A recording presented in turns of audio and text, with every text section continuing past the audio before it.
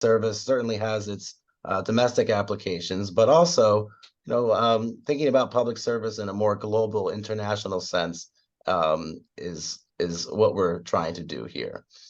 So with that in mind, we have three panelists, and I'll just introduce them briefly and then let them introduce themselves later on. We have Vasilios Kosmakos, Hunter Hales, and Elizabeth Pantaleon.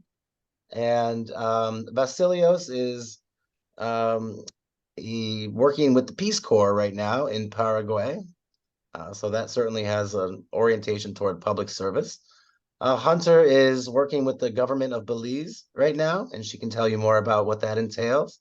So again, associated with public service. And Liz is working with the U.S. State Department and is presently in Guatemala. So I'm sure we all look forward to hearing more about that position. Just to give you some sense for how this event will work, each of our panelists will introduce themselves and talk for about 5 to 7 minutes. At the conclusion of that, we will open up the event for questions. And feel free to ask any and all questions that come to your mind about the preparation of our panelists, about their day-to-day activities, whatever you'd like some advice about. There's two ways you can ask a question. You could raise your hand. I have the list of participants ready in front of me, so I'll be able to identify who has a question, and you can use your microphone in that case. Otherwise, you can just type a question into the chat, and I'll moderate that as well. Okay, so I think we have a good understanding of how the event will proceed. So let me invite our panelists to go ahead and introduce themselves, starting with Liz. Okay. Well, first off, thank you so much for hosting this event. I remember when I was in the shoes of you all, attending these events by the Bob Graham Center and just other centers around the University of Florida, briefly kind of talking about some of the things that I've been involved with while at UF and since graduating.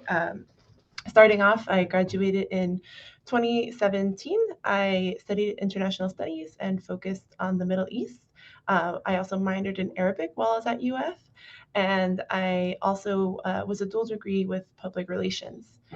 So those of you who may know Dr. Jacobs, I worked very closely with him as a professor, and I know that around this time, everybody's probably asking for recommendation letters as they're figuring out, those juniors and seniors are figuring out what their next steps are going to be. So Dr. Jacobs was always a solid recommendation writer for me. So I really appreciated him and his efforts in helping get me to where I am today. While at UF, I was quite involved in various different international aspects at the university. When I entered UF, I was the first generation in my family to attend university, receive higher education, and pursue that path. So when I chose international studies as my major, that was something that my family thought was a little bit odd because it was out of the scope of what they expected to be a typical university path. So, but I knew that I was very interested in all things international. So I didn't exactly know how I was going to make a career about that, but UF was a great place to land. And the professors in the international studies department were great support in helping navigate that. So through coursework and classes, I somehow found out about the Foreign Service, and that kind of became the guiding star that I applied myself and worked toward. And I could tell you a bit more about that later as well. But while at UF, anything that had the word international in it, I was involved with, no matter how tired I was from studying, for exams or being up late writing, a paper or something like that. If there was a cool event that exposed me to a different culture, a different way of thinking, a society or a topic, I was usually there.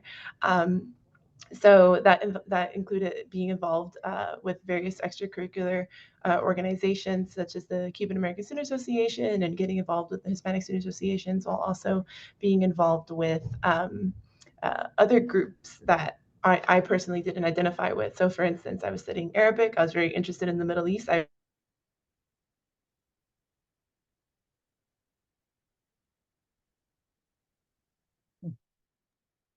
Oh no, we lost Liz temporarily. Hopefully she'll come on back.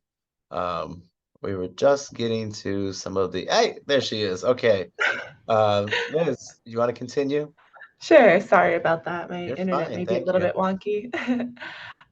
But I was saying you know, I would attend events of groups that I personally didn't identify as. So, for instance, I was regularly attending events by the Arab Student Association, for instance, to learn just more. Um, while also at the University of Florida, another great kind of source for exposure to uh, individuals of different backgrounds and parts of the world was the UF English Language Institute, which I personally think is a hidden gem on the UF campus. For those of you who may know the UF ELI, I am grateful you have found it. For those of you who have not, look it up immediately after this and look up, see what it means to apply to become a language assistant. The UF ELI is an intensive English language program that brings international students from all over the world to study English to improve their English language skills before applying to university studies in the U.S. So all 4 years while I was at UF, I worked as a language assistant. That meant I was exposed to many individuals from different walks of life. I had many friends and students of mine who were from all across the Middle East, Latin America, and Asia. Sometimes I was meeting students from places that I hadn't even heard of and places that I was learning about in my history books. And I got to speak with somebody who's from this place and they got to share with me their experiences and their cultures. So um, the ELI was a fantastic place for me to learn and grow many of the skills that were essential for me to now become a diplomat. They all kind of started there at the ELI and at UF through all my learning and exposure. So um, while at UF, I also had the opportunity to study abroad. I realized that if I wanted to one day become a diplomat, I needed to also see what it would be like living overseas. So I took advantage of that. Again, being someone who's first generation, um, you don't kind of exactly have a model to go off of. My family, again, kind of thought it was a little bit odd that I wanted to go study in the Middle East to improve Arabic. So I ended up seeking out resources and support systems from my networks at UF. So my professors who could encourage me, my classmates, a year or two ahead of me who have maybe studied abroad in the region. Also my peers at the UF English Language Institute. They were all great support systems for me to kind of map out where it is that I wanted to go in this career of international stuff as I thought of it as at that time. So I studied abroad in Jordan with a program called CET Academic Programs, and it was summer 2016. And at that time, in order to make that happen, I had to apply to many scholarships, including some locally at the University of Florida, such as the Learning Without Borders Scholarship. And I think I was one of the few people that first were the early on recipients of that scholarship. Also applying on the national level. So, for instance, I don't know if y'all have heard about or are familiar with the Gilman Scholarship, and that's a State Department scholarship for individuals of diverse backgrounds to apply for study abroad opportunities. Without those scholarships, I wouldn't have been able to make those opportunities happen. So some of them were quite competitive. For instance, the Gilman is a national scholarship, very, very competitive. However, I didn't necessarily count myself out. And that's something that if y'all take anything away from what I have to share with you today is don't ever count yourself out when you're seeking, fellowship opportunities, scholarship opportunities, applying to a new job or internship. Don't self-select yourself out. Go put your best foot forward, tell your story, and see where that takes you. So because I did that, I was able to move forward and have these really wonderful experiences. So that kind of covers my time at UF. Once I graduated UF, I stayed for about a year working at the UF English Language Institute, helping administer the cultural immersion program while I was applying for some of the opportunities after I graduated. So I was looking for experiences that would take me overseas because, again, if I want to be a US diplomat, probably have to have more experience living overseas. So I was considering Peace Corps. While at UF, I was a part of the Peace Corps prep program. I was looking at opportunities such as Fulbright. There are various types of Fulbright exchange English teaching grants. The one I was looking at specifically was the English teaching assistantship, so the ETA Fulbright, and some other fellowships that I was kind of applying. So I didn't put my eggs all in one basket. I was trying to apply a few different things, including a graduate fellowship known as the Wrangell and the Pickering Fellowships. And I'll tell you more about those later. I applied a few times and I didn't get it. But that was okay. Not all the eggs in one basket. So I ended up applying for the Fulbright to the Palestinian territories, which was the first time that they actually had that grant. So I was the person that kind of pioneered that grant. And it was an absolutely transformative experience. I had the chance to live in Ramallah and also teach and work there while also teaching in Jerusalem. And it was about a year and a half long experience. I was teaching out of the American spaces in Jerusalem and Ramallah and all throughout the West Bank. So I'm happy to speak more about that opportunity as well. That was a very informative experience, and it allowed me to be kind of one of the the foot soldiers of public diplomacy, which is something that has kind of been a thread in some of my aspirations as a foreign service officer. So while in on my Fulbright, I applied to some other opportunities to see what my next step would be, including again those Wrangell and Pickering fellowships I mentioned earlier. I shot my shot a few more times. I did not get in, and then finally, when I returned in November 2019, I applied again and I ended up getting the Pickering Fellowship. And for those of you who may not be familiar with these fellowships, they are also State Department funded fellowships that will support you through your graduate studies as well as prepare you for a career to enter the U.S. Foreign Service. So for me, the Pickering Fellowship was basically like winning the lottery. It was something that enabled me to apply to some of the most prestigious graduate programs in the country, which was a personal goal of mine.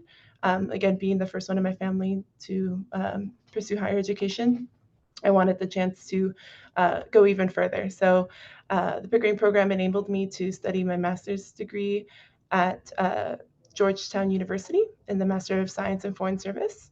While there, I focused on international development, um, I focused as well on weaving gender and diversity, equity, inclusion into foreign policy and academia. After graduating from Georgetown, I entered the State Department, which is currently where I am, and what has led me to where I am now in Guatemala. So I now serve as a U.S. Foreign Service officer. So that's another word for saying I'm a diplomat overseas. Foreign Service officers staff our embassies all around the world. They help protect American citizens abroad while also increasing mutual understanding between the U.S. and our host nations that we're in our embassies and consulates abroad.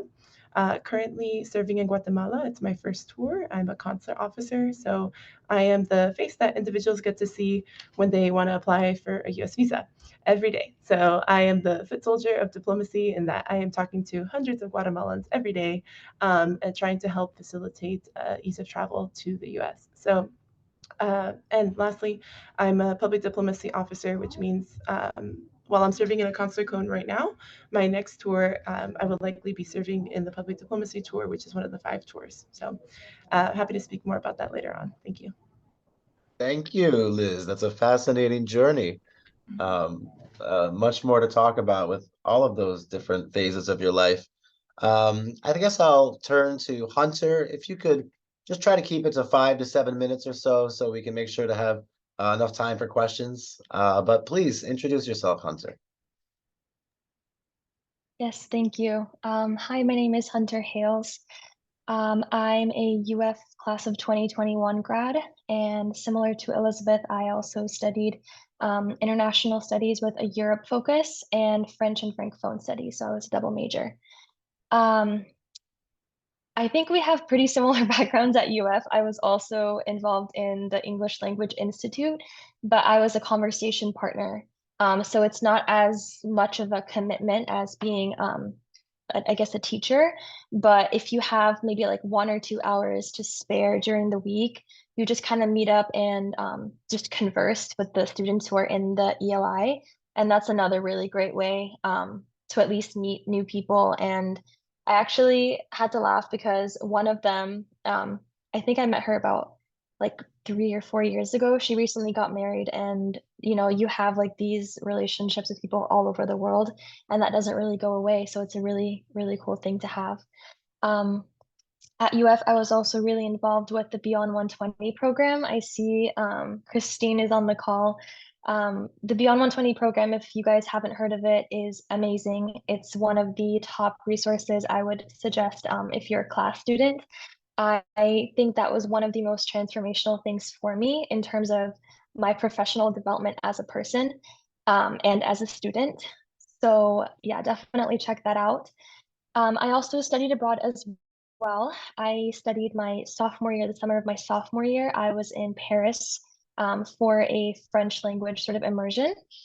And I think that's an incredible opportunity, not only to get to, learn the language that you're studying, but just to really see what it's like to live abroad, because that's a huge culture shock, even if you consider yourself an international person or if you have family from a different country. Going somewhere where you know absolutely nobody is always going to be a brand new experience. And I would recommend that if you have the opportunity.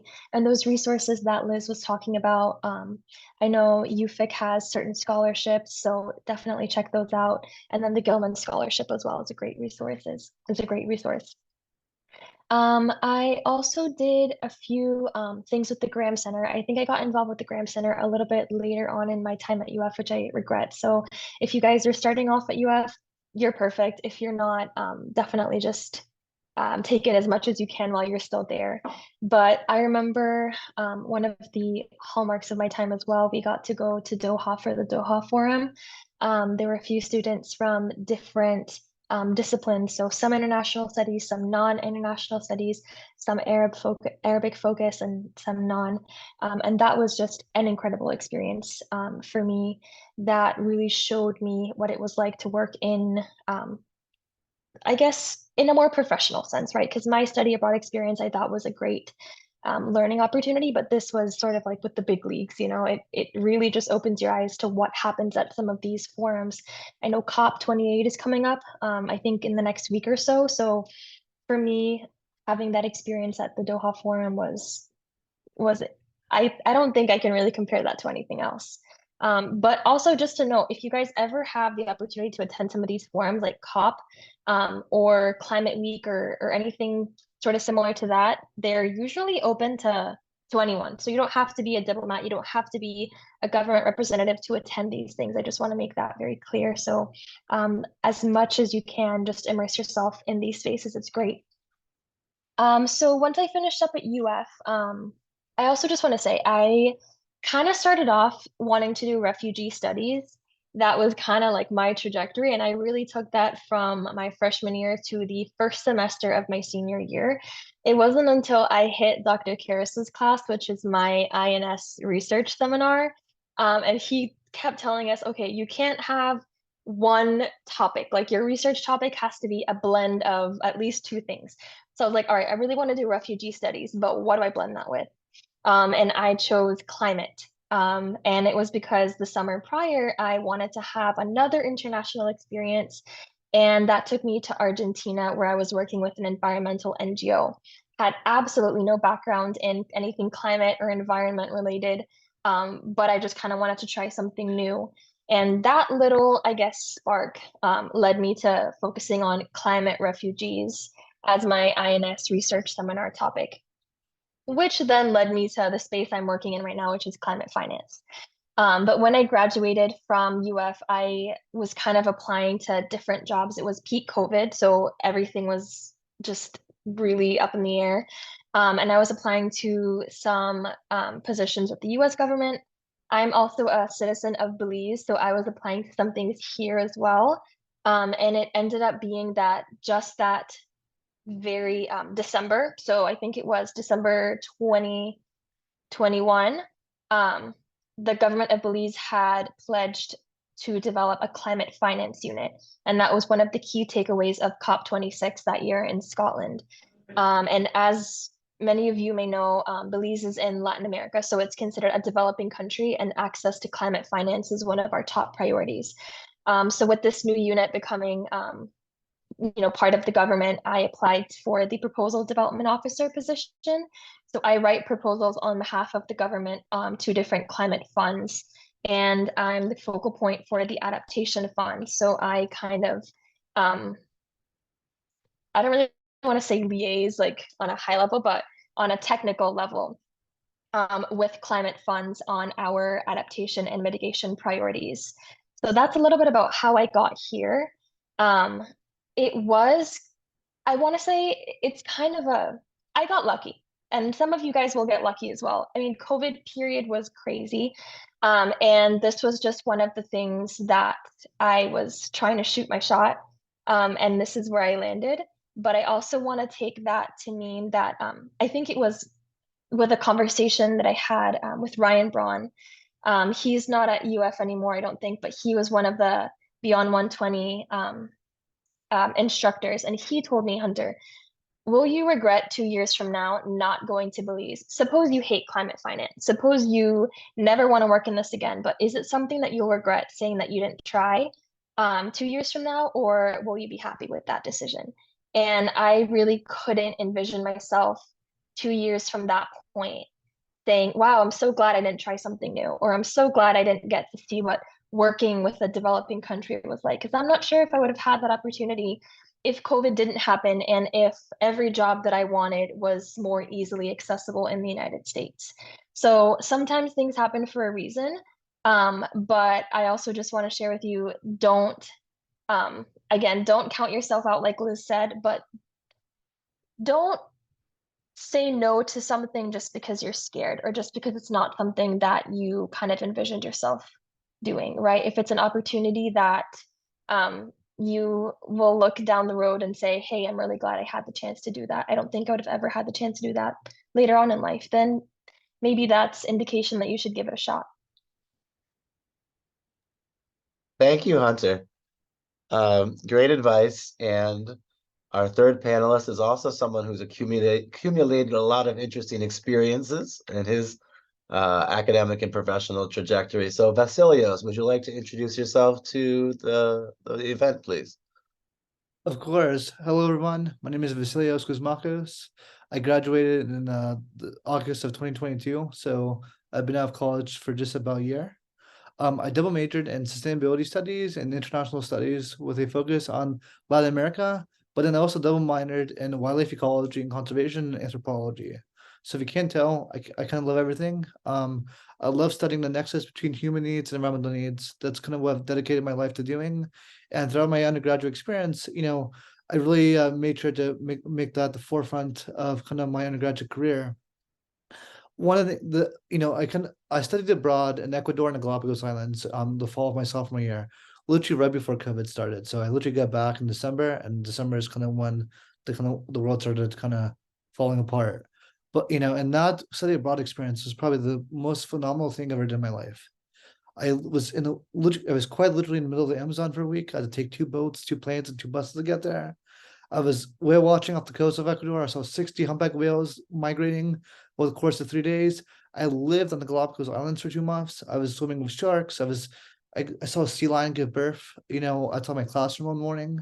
I was with penguins, and and through that experience, it was really, I saw what sustainable development meant. I smelled it, I touched it, I lived it for 4 months, and that kind of springboarded my entire undergraduate career. So when I came back, I kind of had all these interests. I was seeing bugs and insects and, birds and all this crazy stuff. And, I was speaking with the Hurani, right, which is an indigenous group in the Amazon.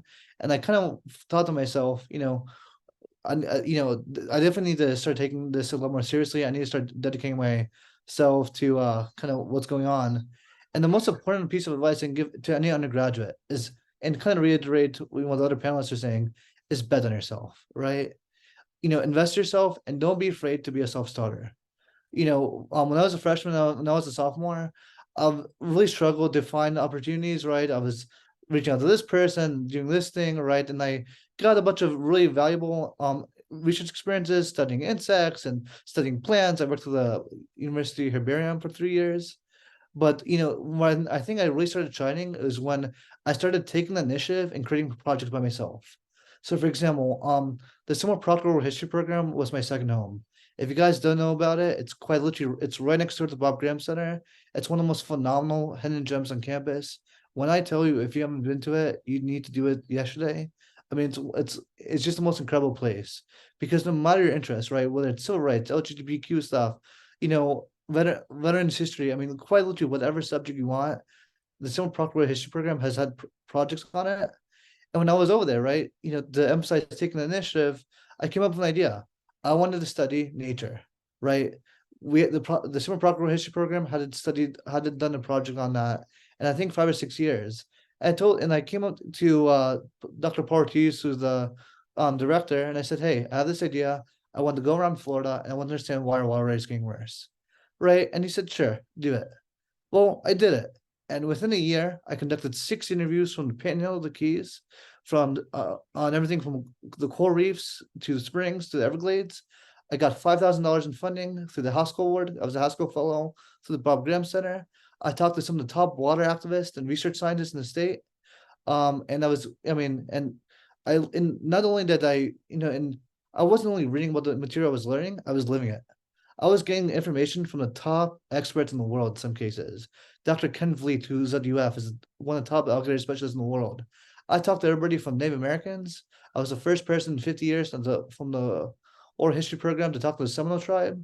I talked to fishermen. I talked to businessmen. I talked to tourists. I mean, I talked to quite literally everybody because that's what the scope of my project was. I wanted to understand water issues from the everyday perspective because everything is connected, right?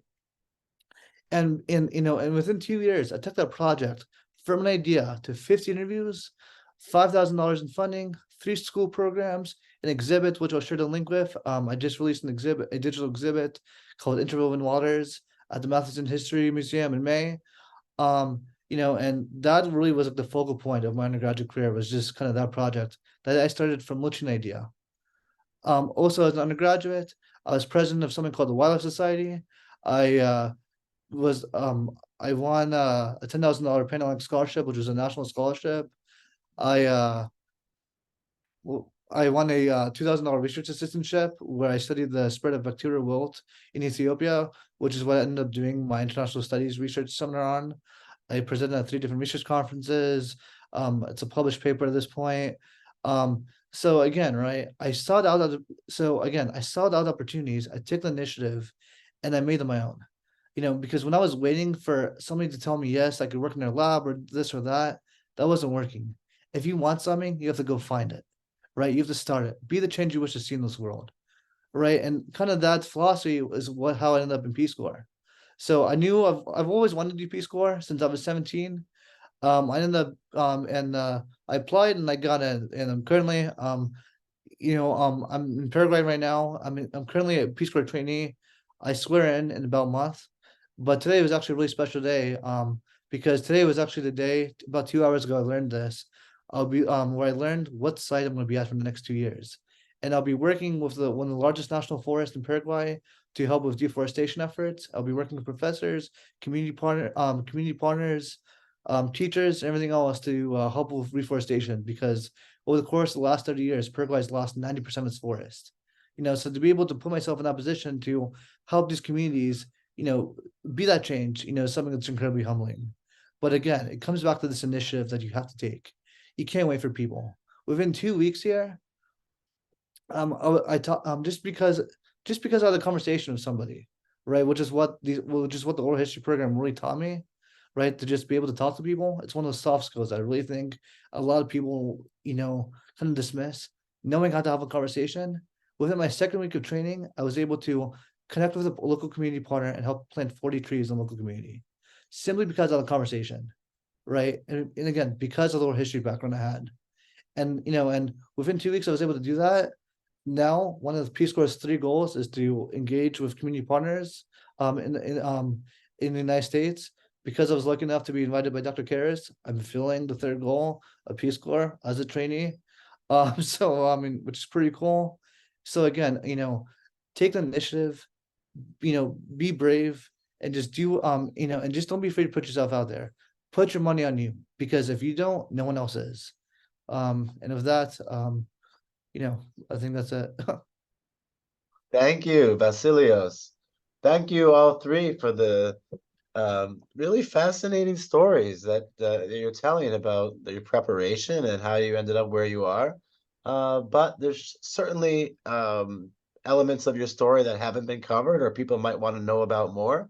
So at this point, I'd like to open up the event to questions that anyone might have. You can raise your hand digitally, and I can see that, and you can use your microphone, or you can type a question into the meeting chat, and I can find it there. All right, we have a question from Ashton. Ashton, would you like to go ahead, unmute and ask your question? Hi, yes, thanks. And thank you all three of you all for coming here today and share your experiences. I'm currently a third year studying business administration, but I do have a passion for working internationally. And I hope one day that I can work for the Department of State. So I guess my question is mainly pointed towards Elizabeth, but I guess any of you all could chime in as well. And it's how do you balance I guess family life and with friends and stuff like that while working abroad and seeing that, most of your work is in another country, foreign. So how do you all like balance that aspect of it? Elizabeth, do you want to take that question since it's very relevant to your career?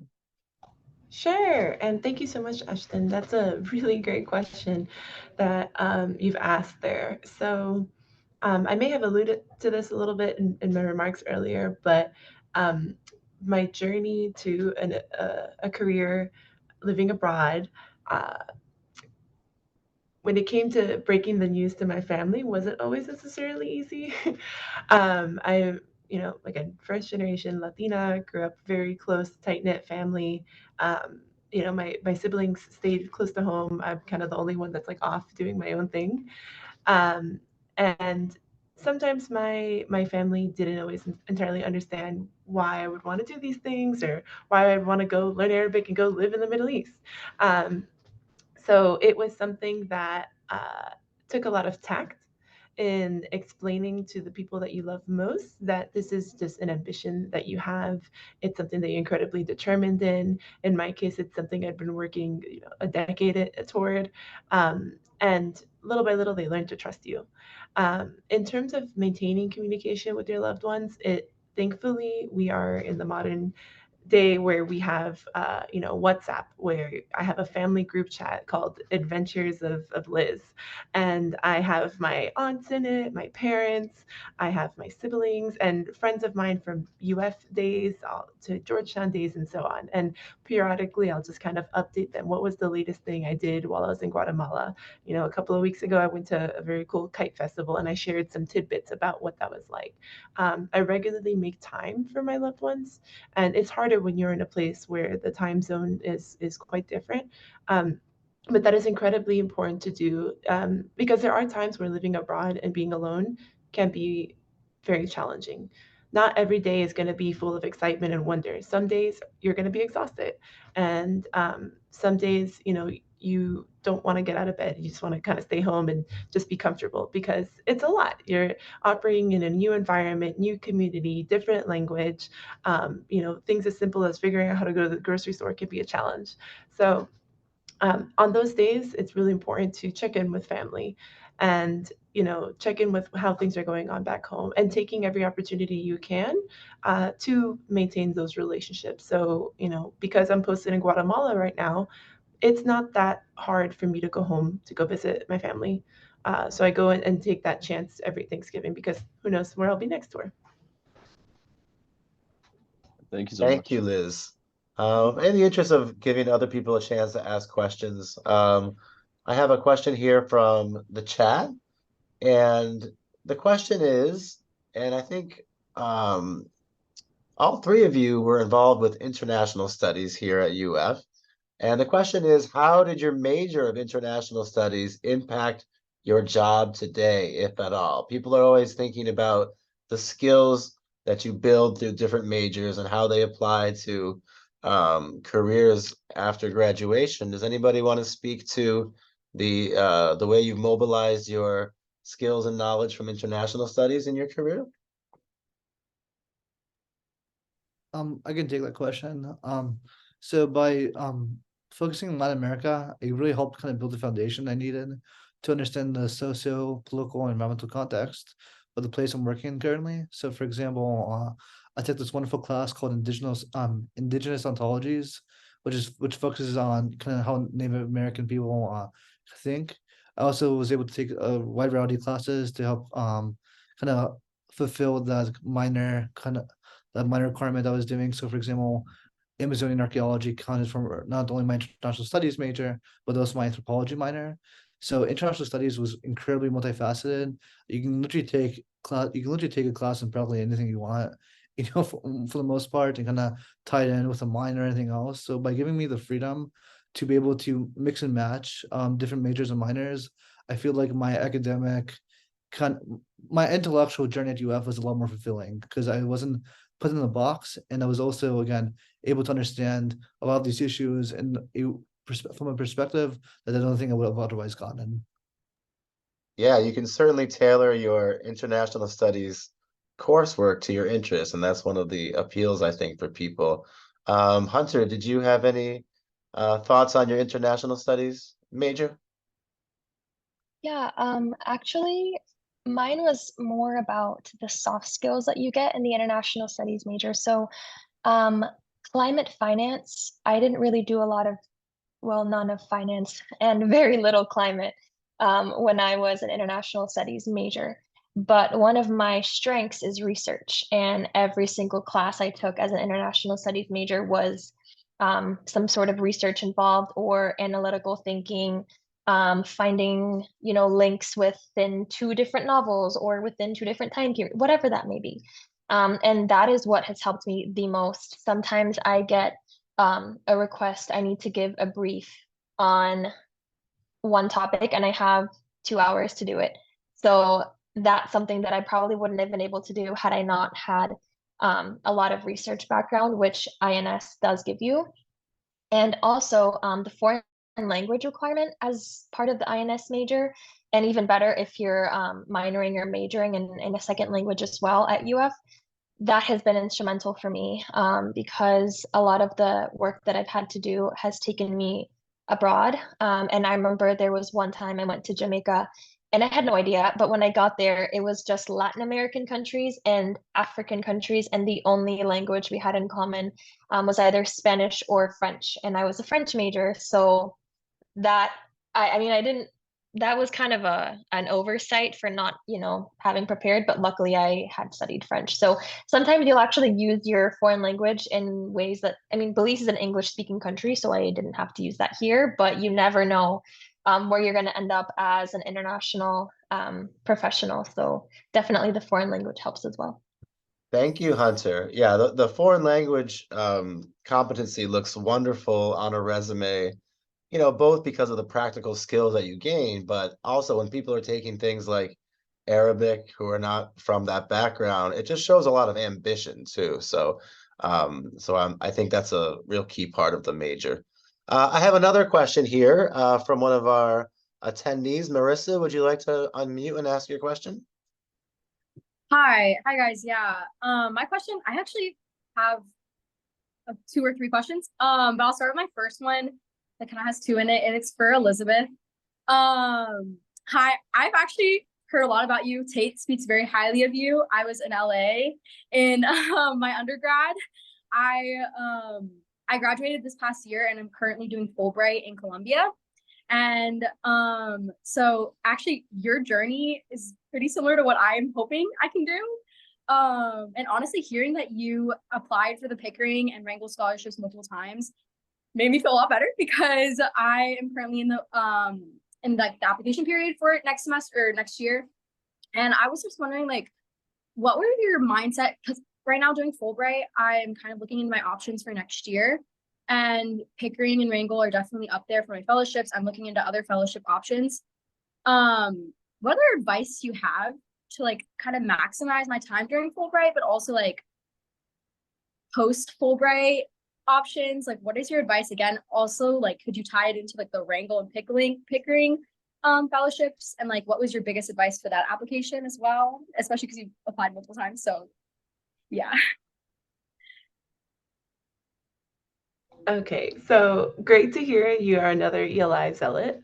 Um, and great to hear that you're also a Fulbrighter in Colombia. I hope you're enjoying your time there.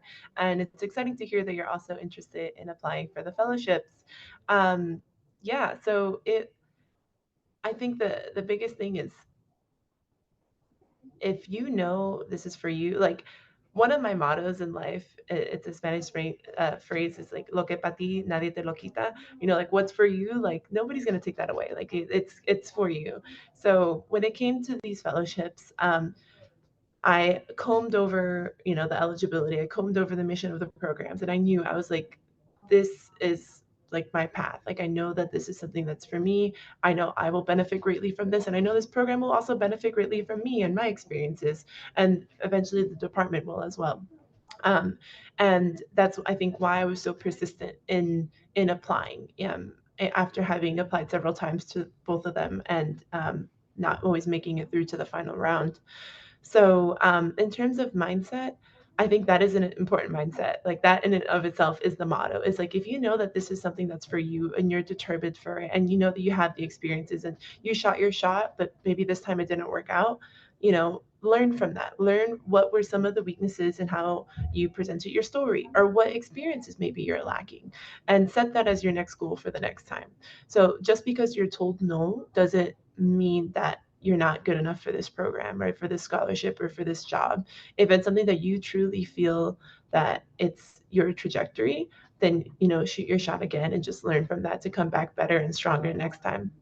Um, I know it's very challenging to be thinking ahead when you have already this amazing time for a year or like 2 years when you're on a Fulbright and you want to travel across the country and the nearby countries and so on.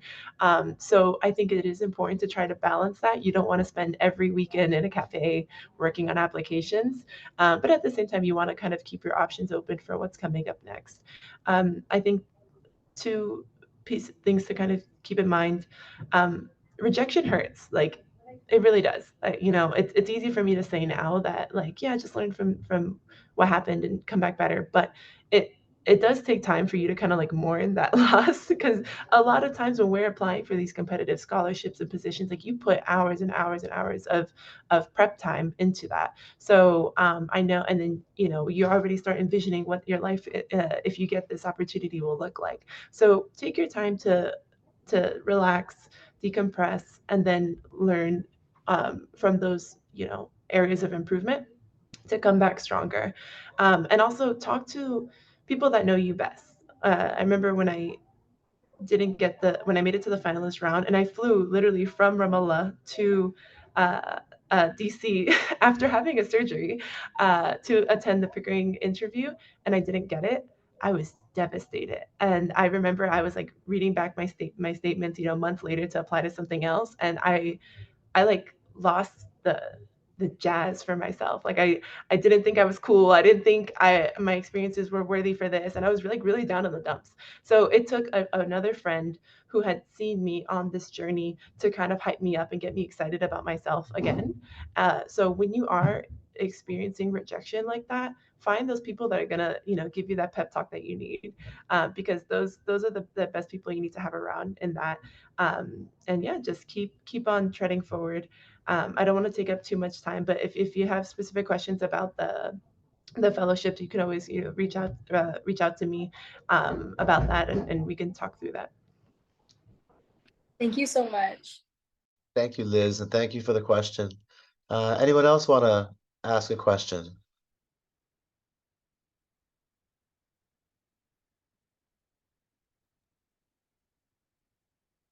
All right, well, I have another question here from the chat. And it's related to the question about international studies, but this time they're wondering about the experiences at the Bob Graham Center that might have equipped you for your current position. Anyone want to speak to that briefly?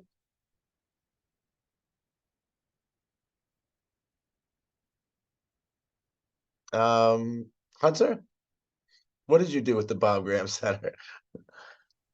Like I mentioned earlier, I did get more heavily involved a little bit later on in my Oh, time at right. UF, so I didn't make as much use of it as I would have loved to. But I remember going to I think every single, if not almost every single lunch and learn, and that's what they were called back then. I don't know what they're called now. But I noticed that Dorothy has sent a few of them in the chat already. And we were there.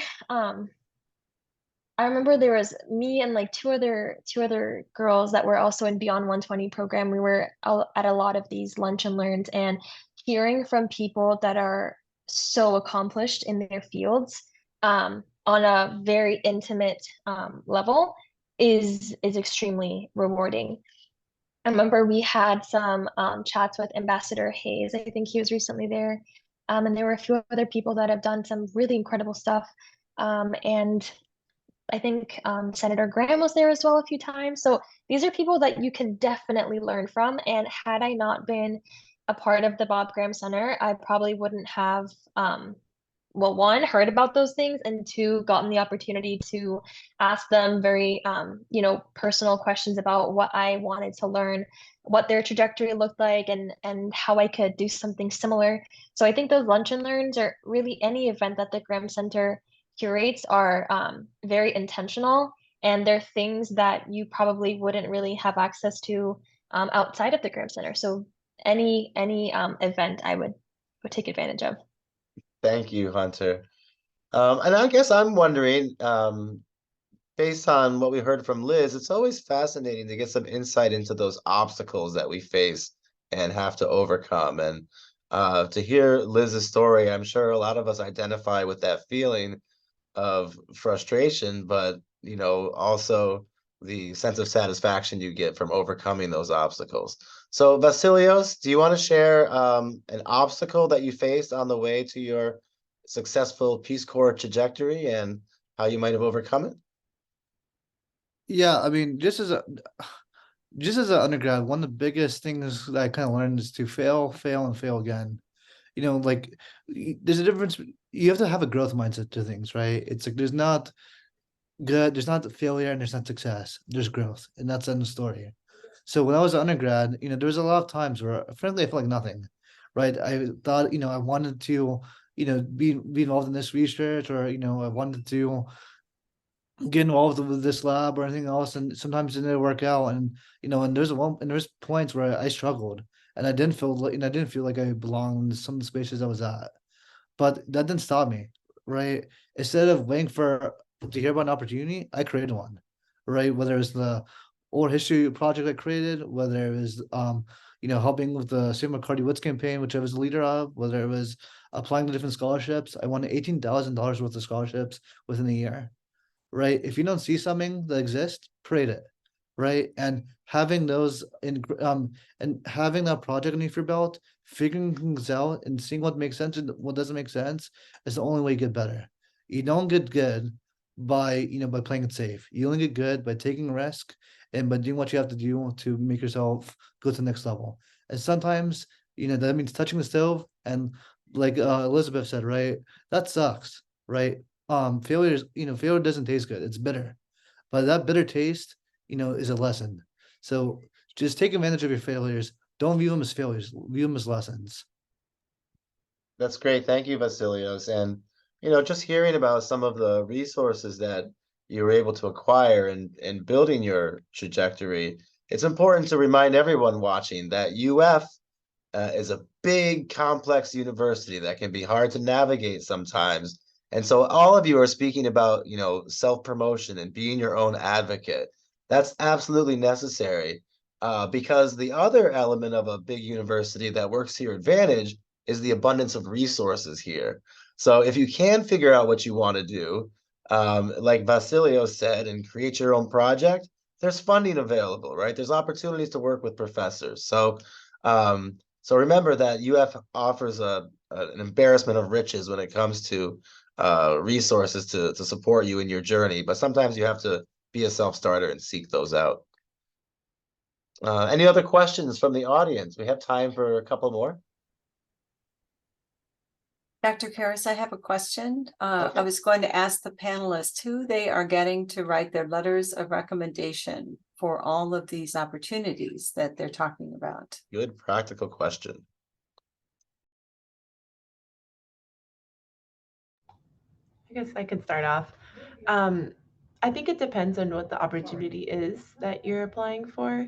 So, and how far out you are from the different opportunity and where you were in your last phase. So, when I was applying for Fulbright and the various fellowships right after my time at UF, I obviously was asking some of my professors and also teachers that I worked with, for instance, at the ELI or my supervisors at the ELI, um, also members from the community, from networks that I was involved in that could speak to me as an applicant from various different angles.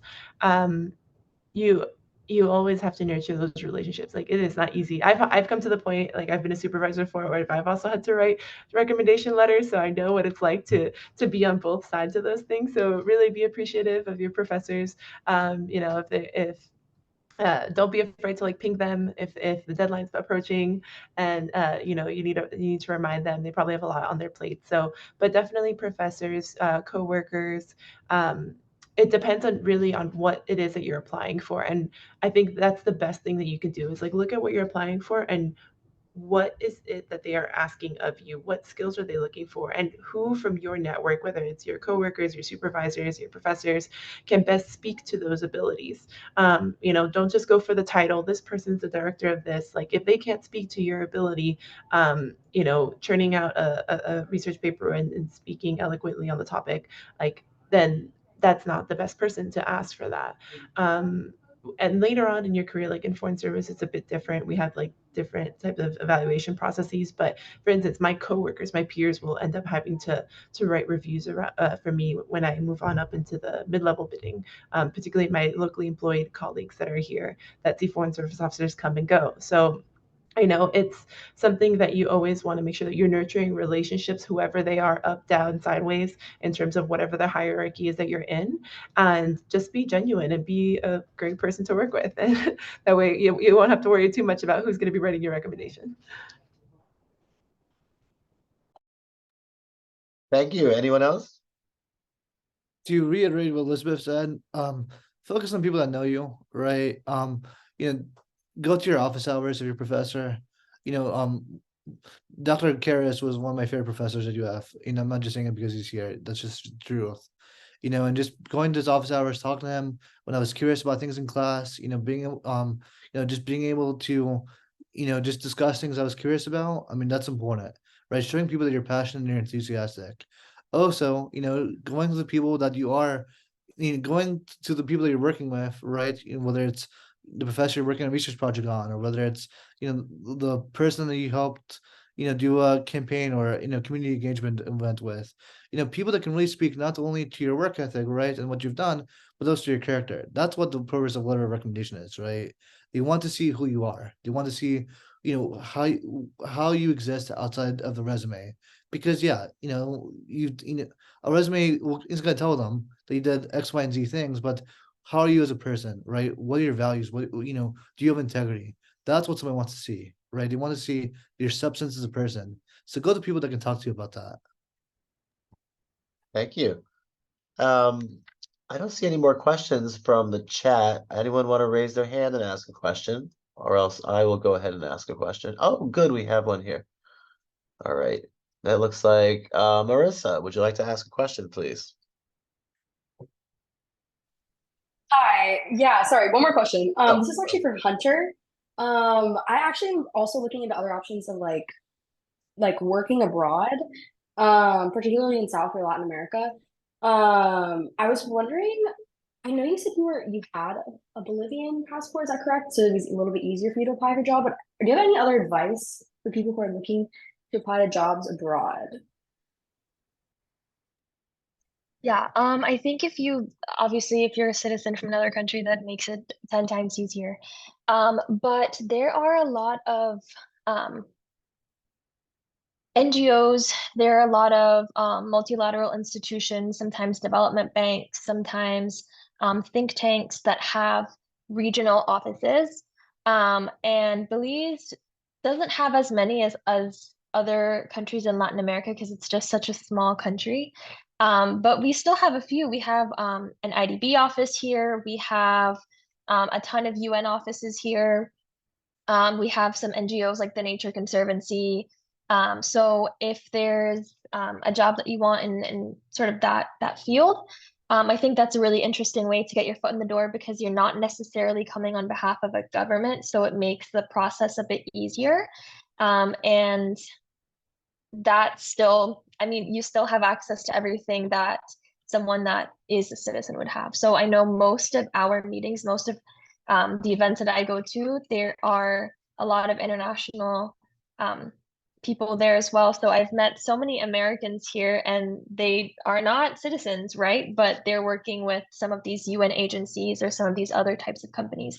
LinkedIn is a pretty good resource for that, but I think if you have any sort of contact or professor maybe that's done research in that particular country, I think that would be a great resource as well because they probably have some local contacts, or at least they know some of the businesses or some of the entities that might not be so internationally known, so they wouldn't really be on LinkedIn or they wouldn't be on Indeed, things like that. So if you have at least contacts that live there, they might be able to give you a better idea of what exists.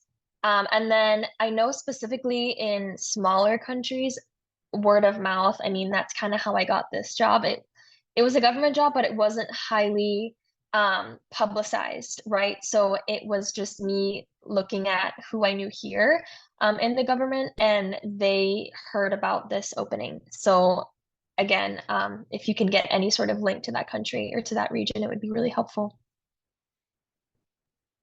Thank you, Hunter. We're Awesome, thank almost you. out of time, but just one last question. I think we heard from Liz about your ambitions to continue your work with the State Department.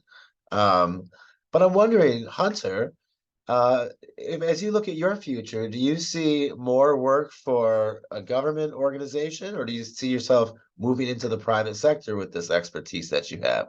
And the same question for Vasilios. Do you see yourself working in a service role with the government, or do you want to apply your skills to the private sector? Hunter, you can go first. It's a great question. So I'm actually in the process of applying to law school. And that was something that I wanted to do when I started UF, and then I thought I didn't want to do it, and now I'm kind of coming full circle. But this job specifically in Belize helped me realize that there are a lot of gaps, especially if you work in a developing country or if you want to stay abroad. And even if you don't want to work here, there are still gaps that exist. And so, as a lawyer, I think whether I worked in the US or continue to live in Belize, the perspective that I have here would still be very, very pertinent. So for me, I'm not sure if that would go if I would go directly into the private sector when I graduate. I think it depends on how much student debt I rack up. And again, that's something that's a practicality standpoint, just sometimes you have to make decisions based off of where you are in life, but that's not the end all be all. I think where I would love to end up is still in the public service. I'm not sure if I would work for a government or maybe as a consultant, because that's sort of the ticket down here at least. There's not a lot of expertise. So for me, if I came back here, I would still want to work for the public good, I guess. But I'm not sure if I would still be in the government per se. Yeah, wonderful. That's a great answer. The government outsources a lot of its research and initiatives to consultant groups. So that's a great way to stay involved in service, certainly. Vasilios, do you want to take a couple of minutes before we wrap up and talk about what your next steps might be after you finish the Peace Corps? Sure. So my next kind of two goals are to do a Fulbright after Peace Corps service, and then get my PhD eventually. Not sure which one's going to be first, depending on kind of what I get. But yeah, definitely. I'm the nexus between research and then community engagement is super important for me. So I definitely want to have a foot in academia, but it's really important for me to not be in that ivory tower, like and kind of take what I'm doing as an academic and really help engage and help the communities I'm in. That's why I joined Peace Corps specifically, so I can kind of get that on the ground experience. It's important to taste, smell, look, feel kind of the world around you before you start doing research in it, right? So I think I mean, after I get my PhD, I can again, see myself having fun in academia and then doing some form of nonprofit work, right? Whether nonprofit, working somewhere abroad, right? But maybe also doing something on the more entrepreneurial side, right? As to the private sector, right? So taking my nonprofit, right, and being able to, do some form of business venture with it, working to help communities at the economic level. So I mean, I don't know exactly where I'll be, but I'm sure it'll be kind of I'm sure it'll be a nexus at some of those three, at some point in those three kind of fields. So keeping myself open to it, I think is important. Yeah, I know you pretty well, Vasilios, and I think that describes your interest pretty well, that interface between research and applied, applications of that knowledge. So I wish you luck, as I wish Hunter and Liz good luck as your careers develop further as well. And we can't really give a proper round of applause, but let me speak on behalf of everybody here and say thank you for coming and sharing your insights, your experiences, your advice with us. It's absolutely invaluable, and there's no substitute for talking with people who have been walking in those steps that our students often want to follow. So thank you all, and thank you all for who attended here, and we will wrap up the event, and I hope to see you at the next one. Thank you very much. Thank you. It's been great being here. Thank you. Good luck, y'all. Thank you.